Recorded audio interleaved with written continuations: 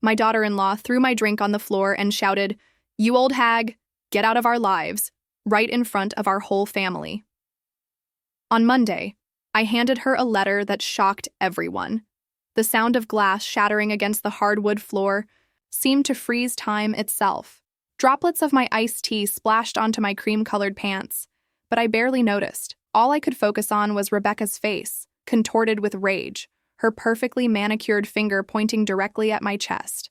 70 years on this earth, and I've never been spoken to like that, I thought, my hands trembling in my lap. My son David sat beside his wife, his eyes downcast, studying the tablecloth as if it contained the secrets of the universe. He wouldn't look at me. My grandchildren, Emma, 12, and Jason, 9, stared wide-eyed from the other end of the table, their young faces registering a confusion that broke my heart. Before we continue, comment where you're watching from and subscribe to the channel. We'd love to see how far our stories are reaching. "Mom," David finally mumbled, still not meeting my eyes. "Maybe it's best if you go home for now." The Sunday family lunch I had looked forward to all week, the same gathering we'd had for 15 years since David and Rebecca married, had imploded in minutes. All because I'd brought handmade quilts for the children, something I'd spent months working on. "I told you last time not to bring gifts without asking me first," Rebecca had hissed when I presented them. "You're always trying to buy their affection, trying to undermine me." I had started to explain that they weren't store-bought, that I'd made them myself when she knocked the glass from my hand. Now, gathering what dignity I could muster, I slowly rose from my chair. My arthritis made my knees creak in protest, but I straightened my back. I wouldn't let them see me hunch over in defeat. "I'll get my purse," I said quietly. As I walked to the entryway, I heard Emma's small voice behind me. "But Grandma just made us blankets." "Quiet, Emma," Rebecca snapped. I collected my purse and cardigan from the hallway hook. Family photos lined the wall. David and Rebecca's wedding, the children's school portraits, family vacations. In every one, I stood slightly to the side, always included but somehow separate. When had that started? When had I become an outsider in my son's life? At the door, I turned back. "I love you all," I said, my voice steadier than I felt. "I'll always love you." No one responded. David half raised his hand in a weak wave, his eyes finally meeting mine for just a moment before darting away again.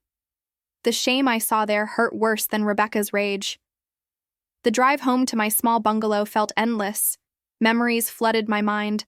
Holding newborn David in my arms after 36 hours of labor, teaching him to ride a bike, helping him move into his college dorm, standing beside him at his wedding as he beamed at Rebecca.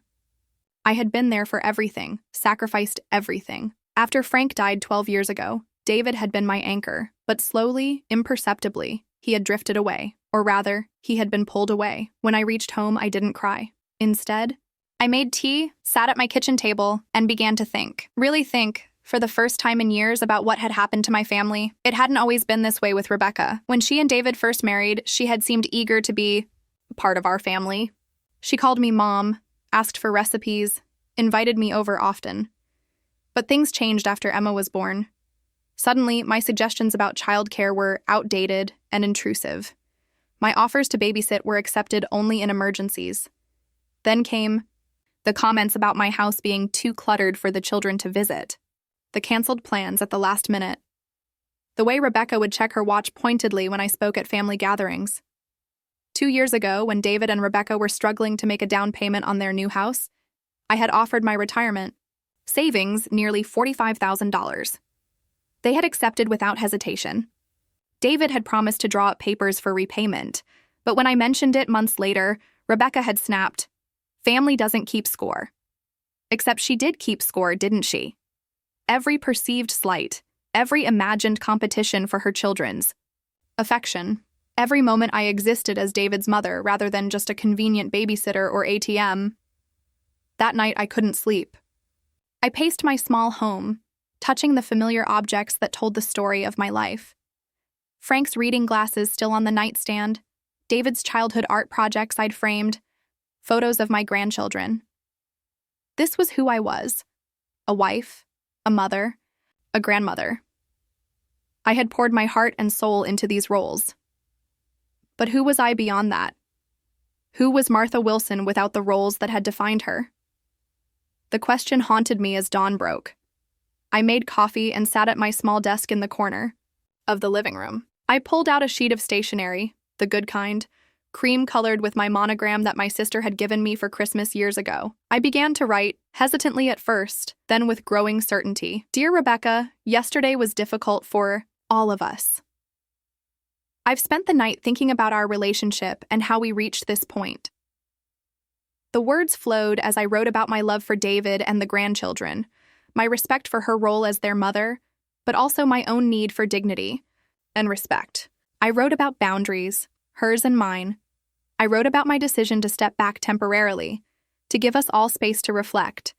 And I wrote about my decision to reclaim my own life, the parts of me that existed before and beyond being a mother and grandmother. By Monday morning, I had rewritten the letter 3 times.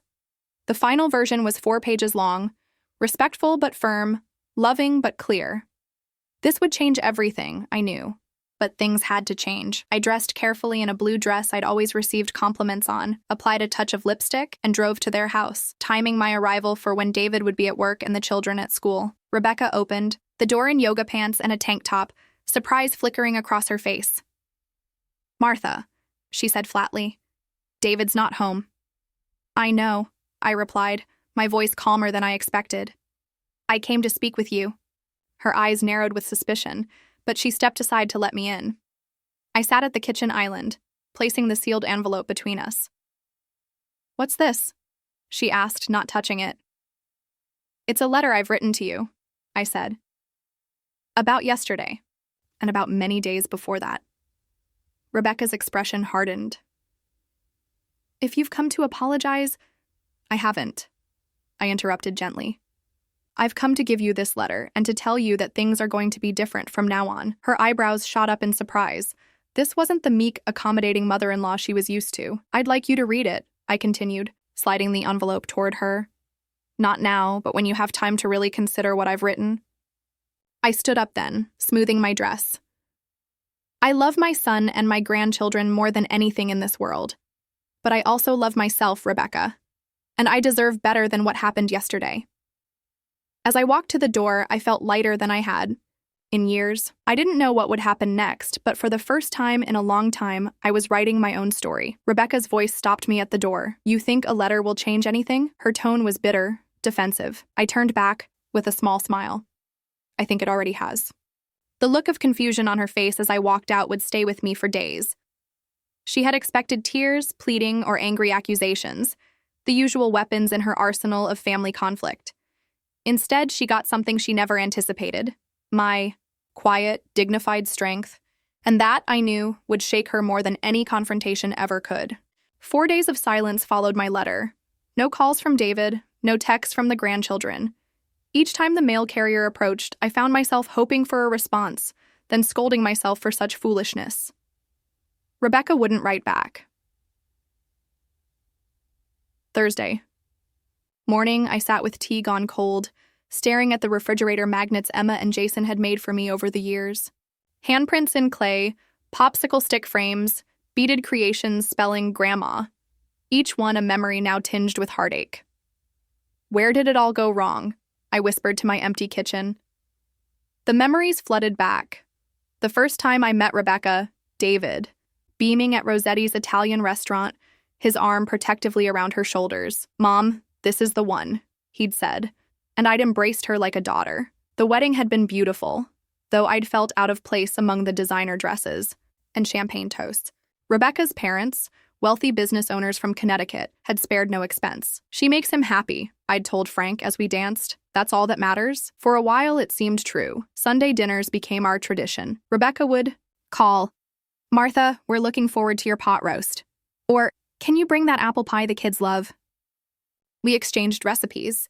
She asked for gardening advice. Once she even confided about her difficult relationship with her own mother. Everything changed when Emma was born. I'd rushed to the hospital with flowers and a handmade baby blanket, only to find Rebecca's mother already there, holding the newborn and cooing about how she looked just like our side of the family.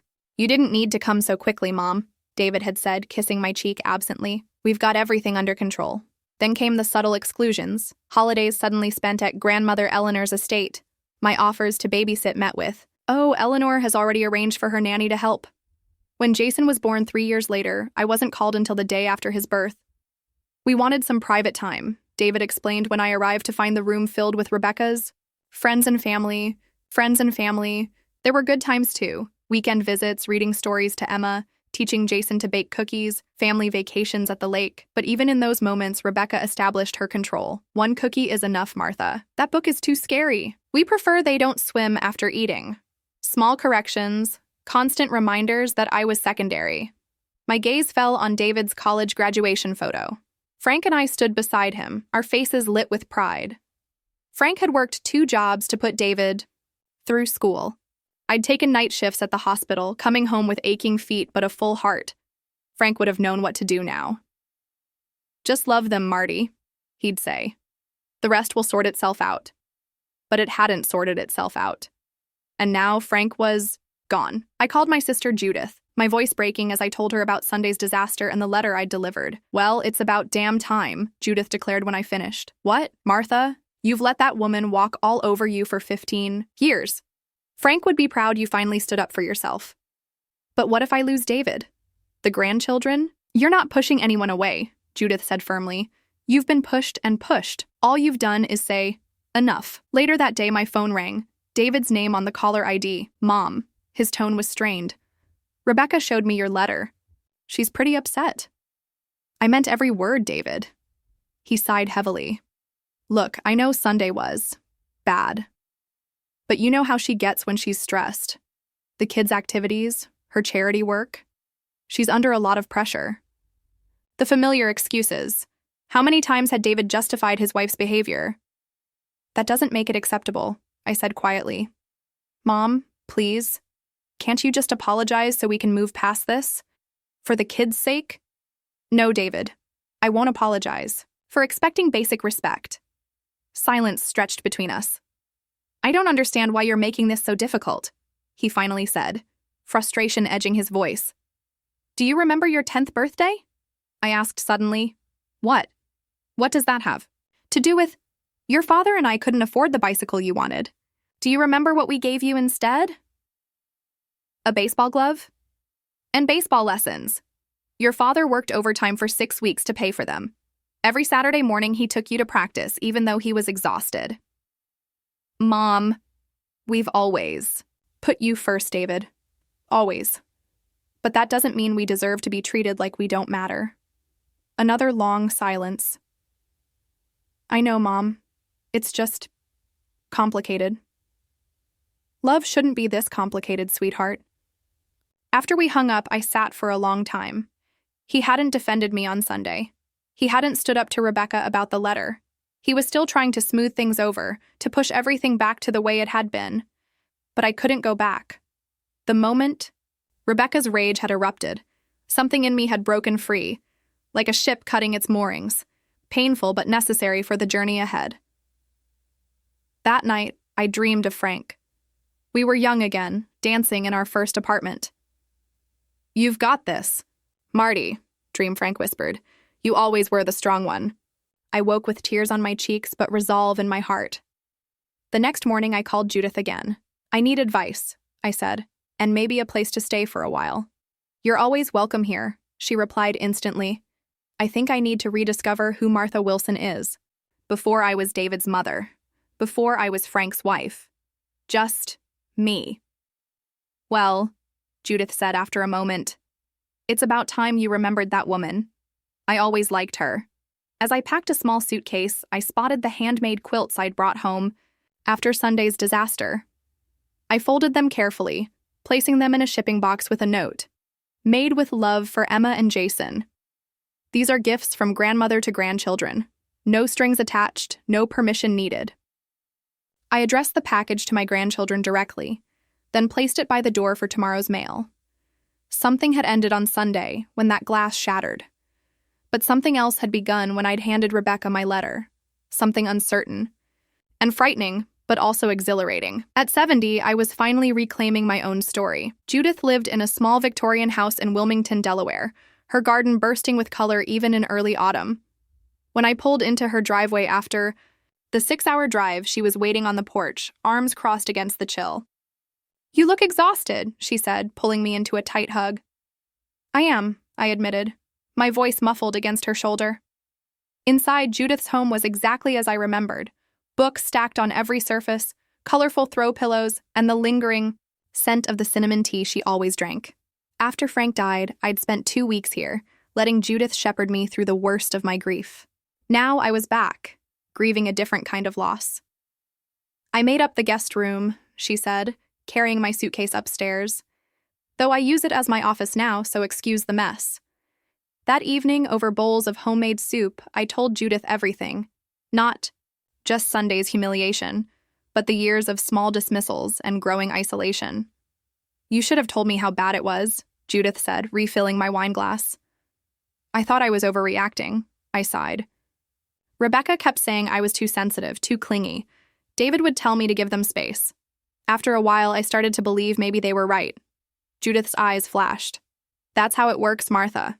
They make you doubt yourself until you think their cruelty is your fault." "David wasn't always like this," I said, the wine loosening my tongue. "He was such a thoughtful boy. Remember how he'd pick wildflowers for me when he was little? Or the Mother's Day cards he made?" "People change," Judith said gently. "Sometimes they become who they truly are. Sometimes they become who they think they need to be."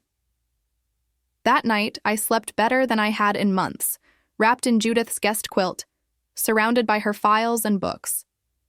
For the first time since Sunday, I wasn't alone with my thoughts. The next morning, I awoke to the smell of coffee and the sound of voices downstairs. In the kitchen, I found Judith chatting with a woman about my age, both of them laughing over steaming mugs. "Martha, this is Eleanor," Judith said. "My neighbor and the therapist I told you about." Eleanor smiled warmly, extending her hand. "Judith mentioned you might want to talk. No pressure, of course." I hesitated. I'd never seen a therapist before. In my generation, we handled our problems privately. But standing there in my sister's kitchen, I realized how tired I was of handling things alone. "I think I'd like that," I said, surprising myself.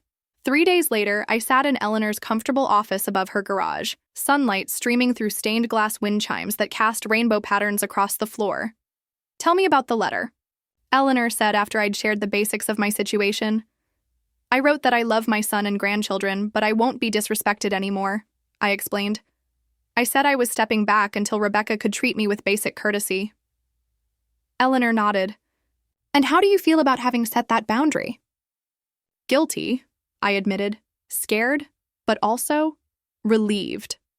"That's completely normal," she assured me. "Setting boundaries with family is one of the hardest things we do, especially for women of our generation who were taught to keep the peace at all costs." Over the next 2 weeks, I met with Eleanor every few days. We talked about my marriage to Frank, about raising David, about the gradual erosion of my sense of self as I'd tried to accommodate Rebecca's demands. "What do you want, Martha?" Eleanor asked during our 4th session. "Not what David wants. Not what's best for the grandchildren. What do you want?" The question stunned me. I realized no one had asked me that in years, perhaps not since Frank died. I had become so focused on maintaining my tenuous connection to David's family that I'd forgotten to consider my own needs. "I want to be treated with respect," I said, slowly. "I want to see my grandchildren without walking on eggshells. I want to remember who I am, besides just being a mother and grandmother." Eleanor smiled. "That's a wonderful starting point for our plan." My phone rang that evening as Judith and I were preparing dinner. David's name flashed on the screen. My hands trembled as I answered. "Where are you, Mom?" he demanded, skipping any greeting. "I came by your house, and you're not there." "I'm visiting Judith," I said calmly, following Eleanor's advice to maintain clear, unemotional boundaries. "You could have told me you were leaving town," he said, his voice tinged with annoyance.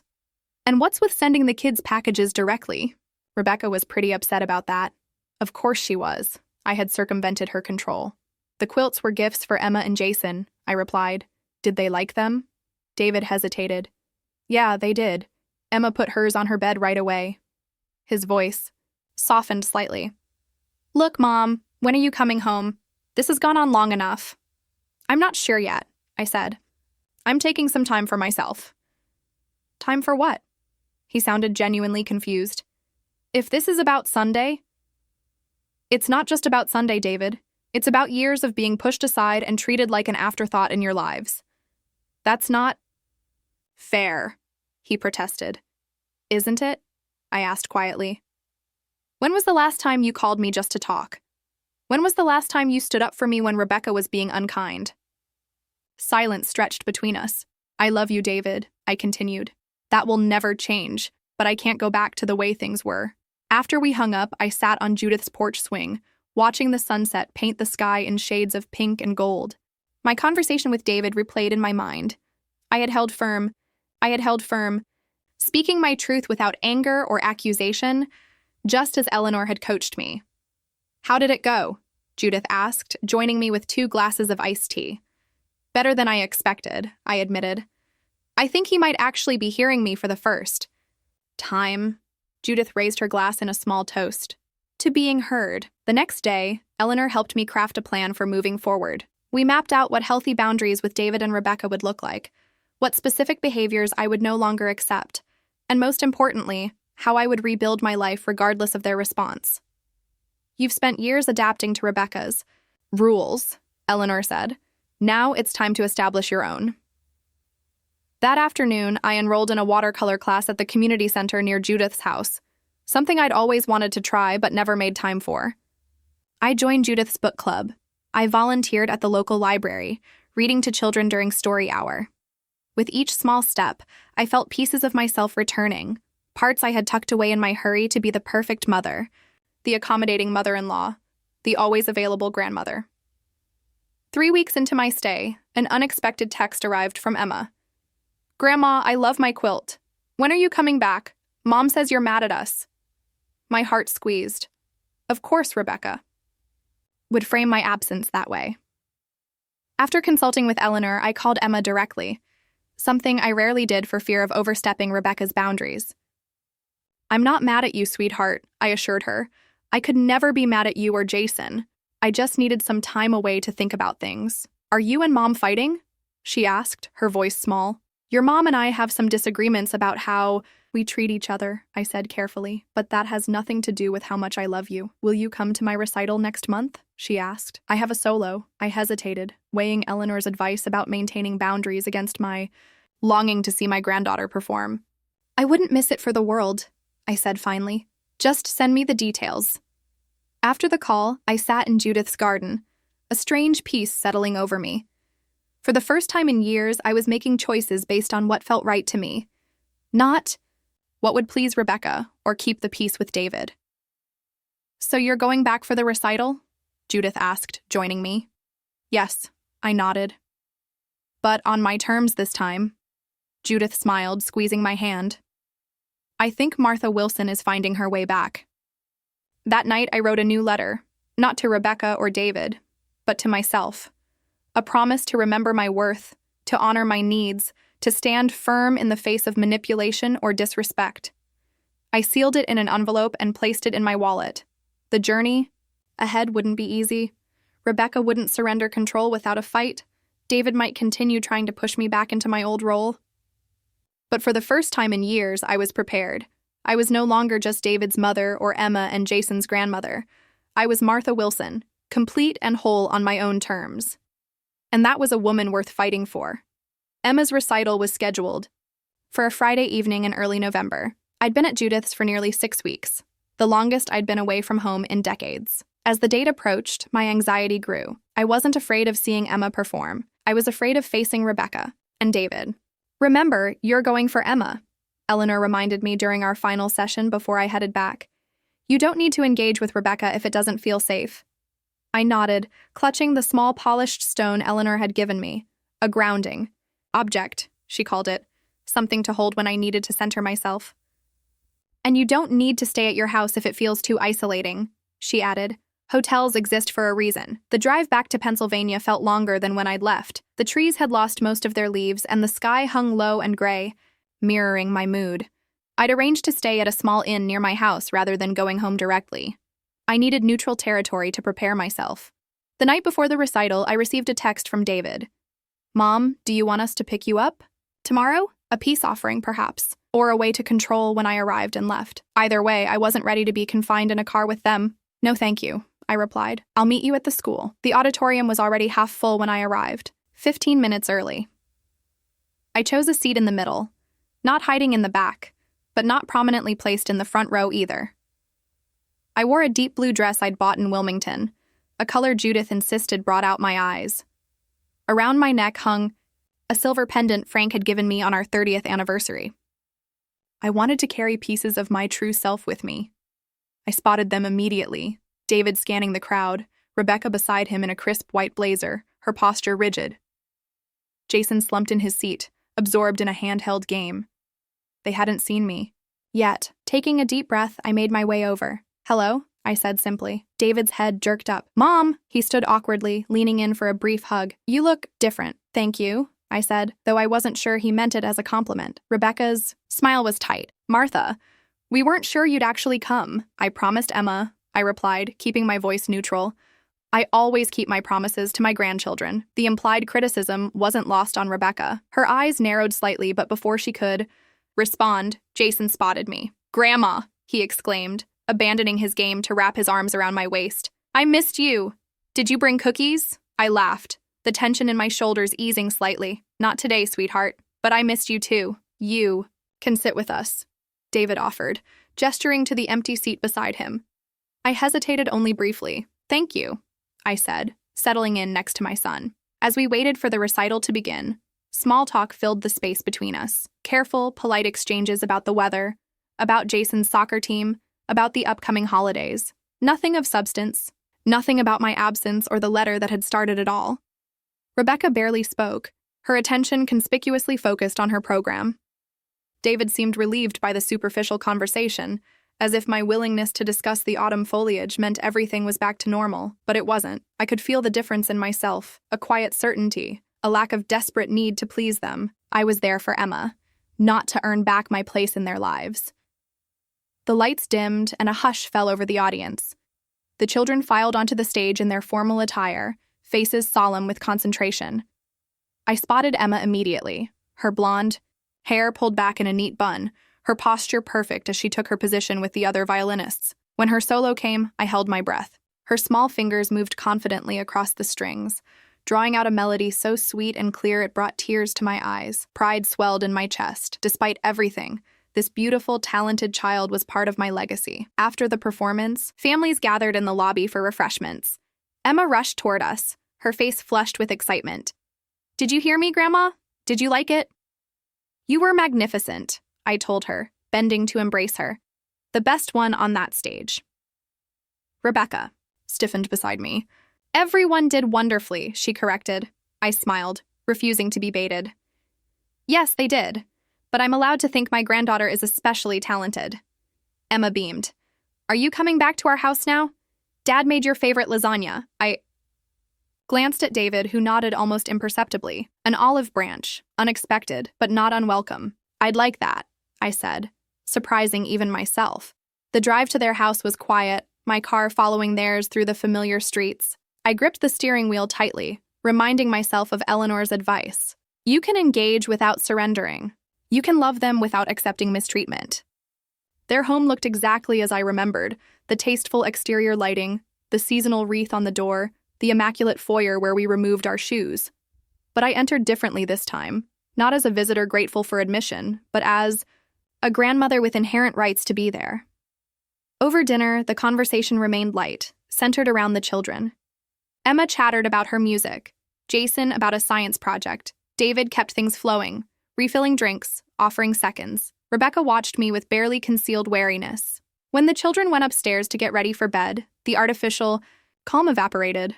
So, Rebecca said, setting her wine glass down with deliberate precision, are you done with your little vacation? It wasn't a vacation, Rebecca, I replied evenly. It was time I needed to think about our relationship. Our relationship, she repeated, her tone dismissive. You make it sound like we're dating. David shot her a warning look. Beck, please. No, it's all right, I said. Rebecca's entitled to her feelings, just as I'm entitled to mine. I reached into my purse and pulled out an envelope. Not the letter I'd written to myself, but a new one I'd prepared with Eleanor's help. I've given this a lot of thought, I said, placing the envelope on the table. This explains how I'd like to move forward with our family. Rebecca made no move to take it. Another letter? Really, Martha? Yes, another letter, I confirmed. Because I want to be very clear about my boundaries. David reached for the envelope. What kind of boundaries? The kind that ensure I'm treated with respect, I said. The kind that allow me to have a relationship with my grandchildren without constant control and criticism. Rebecca's face flushed. You always make everything so dramatic. I'd like you to read it, I interrupted gently but firmly. Not now, but when you have time to consider it carefully. Carefully. It's not an ultimatum. It's an invitation to a healthier relationship. I stood up, gathering my purse. Thank you for dinner. Please tell the children I'll see them soon. You're leaving? David asked, surprise evident in his voice. I thought, maybe we'd work things out. We're just beginning to work things out. I corrected him. This is a process, David, not a quick fix. At the door, I turned back. Rebecca stood in the dining room doorway, arms crossed defensively. David looked lost, the unopened letter in his hand. I love you both, I said. But I love myself too. That's the difference now. As I drove back to the inn, a strange lightness filled my chest. I had faced them on my terms. I had delivered my truth without anger or apology. Whatever happened next, I had honored my own worth, and for tonight, that was enough. 3 days passed with no word from David or Rebecca. I returned to my home, finding it exactly as I'd left it. Tidy, quiet, filled with memories, but somehow smaller than I remembered. The weeks at Judith's had changed my perspective. I spent the first day reacquainting myself with my space, opening windows to chase away the staleness, putting fresh sheets on the bed. In the afternoon, I walked to the community center 6 blocks away and signed up for a twice-weekly watercolor class, determined to continue what I'd started in Wilmington. On the 4th day, my doorbell rang. David stood on my porch, hands jammed, in his pockets looking boyish and uncertain. Can I come in? He asked, his voice rough. I gestured him inside, noticing how he surveyed the living room with surprise, perhaps at the rearranged furniture or the half-finished painting on an easel by the window. You've been busy, he commented. I have, I agreed, offering him coffee, which he accepted with a grateful nod. We sat at my kitchen table, steam rising between us from our mugs. David seemed to be gathering his thoughts, his fingers tapping, an anxious rhythm. I read your letter, he finally said. Both of them, actually. I waited, giving him space to continue. I never realized. He started, then stopped, swallowing hard. I didn't see how I was treating you. I know you didn't, I said gently. Rebecca and I talked about it. A lot. He stared into his coffee. She doesn't see things the way I do. She thinks you're being unreasonable. That doesn't surprise me, I replied, keeping my voice neutral. Rebecca and I have very different perspectives. David looked up, his eyes troubled. She doesn't want to change how things are. And you? I asked quietly. He hesitated. I don't want to lose you, Mom. Something in my chest loosened at those words. My son, my real son, was still in there, beneath the layers of marital compromise and learned indifference. You're not going to lose me, I assured him, but things do need to change. I don't know how to make that happen without causing problems with Rebecca, he admitted, the conflict plain on his face. I reached across the table, covering his hand with mine. You don't have to fix everything at once, David. Just start by seeing me, really seeing me. He nodded slowly. I'd like to try. After he left, I called Judith, relaying our conversation with a mixture of hope and caution. It's a start, she agreed. But remember what Eleanor said. Trust has to be rebuilt. Through actions, not just words. The next week brought small changes. David called twice, just to check in. He invited me to Jason's soccer game, carefully mentioning that Rebecca would be busy with a charity event that day. I accepted, recognizing the olive branch for what it was. The soccer field was windy, and I sat on the cold bleachers wrapped in a scarf, cheering as Jason's team scored. David brought me hot chocolate at halftime, settling beside me with an ease I hadn't felt in years. Thanks for coming, he said. Jason was excited when I told him you'd be here. I've missed them, I admitted. I've missed you too. He looked at me then, really looked at me perhaps for the first time in years. I've missed you too, Mom, more than I realized. After the game, David suggested ice cream, just the three of us. As Jason chattered about his team, I caught David watching me with thoughtful eyes. Something was shifting, slowly but perceptibly. Thanksgiving approached, traditionally spent at David and Rebecca's. This year, no invitation came, and I didn't expect one. Instead, I accepted Judith's offer to join her and a few friends for dinner. 2 days before I was set to leave for Judith's, Emma called. "Grandma?" Her voice was hushed, almost secretive. "Are you coming for Thanksgiving?" "Not this year, sweetheart," I said carefully. "I'm going to visit Aunt Judith." "But you always come to our house," she protested. "Sometimes traditions change," I explained. "But that doesn't mean I love you any less." "Mom says you're choosing your sister over us," Emma said, her voice small. My heart clenched. "That's not true. I'm just taking care of myself right now, which is something adults sometimes need to do." After we hung up, I sat in my sewing room, fighting back tears. Rebecca was still manipulating the narrative, using the children to pressure me. But unlike before, I recognized the tactic for what it was. The following day, a text from David. "The kids are upset you won't be here for Thanksgiving." I responded simply, "I'm sorry they're upset. I've already made plans with Judith this year. No pleading, no lengthy explanations, no guilt, just the truth," calmly stated. His reply surprised me. "I understand. Maybe we can do something with just you and the kids when you get back?" Progress. Small but significant. Thanksgiving at Judith's was a revelation, relaxed, joyful, free from tension. Her friends welcomed me warmly, and for the first time in years, I enjoyed a holiday meal without watching my every word and action. "You seem different," Judith observed as we washed dishes after everyone left. "Lighter. I feel different," I admitted. "Like I've set down a weight I didn't even know I was carrying." December arrived with crisp air and holiday decorations. I decorated my small home with care, placing the ornaments Frank and I had collected throughout our marriage on a modest tree. In previous years, I would have waited for an invitation to David and Rebecca's to celebrate Christmas, making do with token decorations at my own house. Not this year. This year, I created my own holiday spirit. A week before Christmas, David called. "Mom, we'd like you to come for Christmas Eve dinner," he said, a hint of nervousness in his voice. "Will Rebecca be comfortable with that?" I asked directly. A pause. "She's making an effort. For the kids. And for me. I considered this. Thank you for the invitation. I'd like to come." "Really?" The relief in his voice was palpable. "Yes, really," I confirmed. "But David?" "I'll be coming as myself this time. Not as who anyone else wants me to be." "I wouldn't want it any other way," he said. And for the first time in a long while, I believed him. That night, I sat by my Christmas tree, sipping tea and reflecting on the journey of the past few months. The woman who had stood frozen in humiliation, as Rebecca screamed at her, seemed like a stranger now, someone I had once been but had outgrown. The transformation wasn't complete. There would be difficult moments ahead, boundaries tested, old patterns threatening to reassert themselves. Rebecca might never truly accept the new dynamic, but I was no longer defined by her acceptance. I was Martha Wilson, mother, grandmother, artist, friend, sister, complete in myself, whether anyone else recognized it or not, and that was the greatest gift of all. Christmas Eve arrived with a light dusting of snow, just enough to make the world look magical. I dressed with care in a deep green sweater and my good pearls, wrapping the presents I'd chosen for the children, art supplies for Emma, who had shown interest in my painting, and a model rocket kit for Jason, who loved anything that could fly for David and Rebecca. I'd selected a gift certificate to their favorite restaurant. Thoughtful, but impersonal, a reflection of where our relationship stood. I arrived at precisely 6 o'clock, neither early nor late. David answered the door, his smile genuine. "Merry Christmas, Mom," he said, embracing me warmly. The house smelled of pine and cinnamon, the tree glittering in the corner of the living room. Emma and Jason rushed to greet me, their excitement unmarred by the complexities of adult relationships.